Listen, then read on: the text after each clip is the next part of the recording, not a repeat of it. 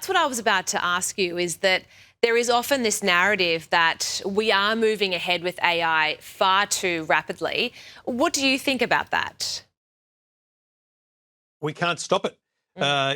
Governments can't stop it. What we have to accept, and it's a very silly analogy in some ways, but think about Uber. When Uber started, it was just the idea of sharing your ride, sharing a car, and then they realised they could probably do the taxi service better than anywhere else, and they grew that very quickly. And think about how they entered Australia. They just went, we're here and we're staying. And they essentially ran rogue, and governments needed to catch up to them and set rules around them that did in some way harness what they were doing, clipping the ticket on their bookings and things like that. But Uber set the agenda, and that's what AI is doing now, but in a far more dramatic way. So in reality, that's the biggest challenge, is that it's impossible to harness this from a government level. What we need to do is actually embrace it.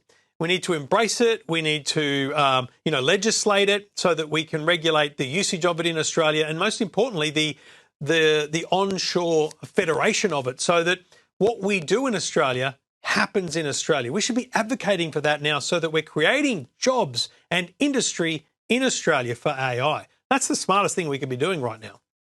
And Trevor, before I let you go, I just want to get your thoughts on something. Australia's largest data centre operators have warned that AI-driven surge in electricity demand cannot be reliably powered by wind and solar alone. I mean, surprise.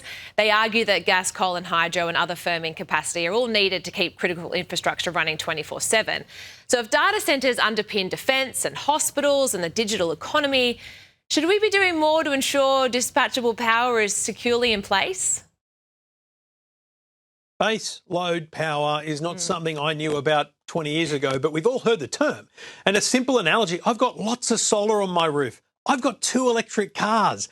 But if I have a day where I'm running my air conditioning and I plug my car in and there's a heavy cloud runs over for an hour or two, my system needs to choose, am I going to, draw from the grid for the car, or am I going to stop charging the car? In a data center environment, you can't make decisions about what you turn off and on. It has to be on.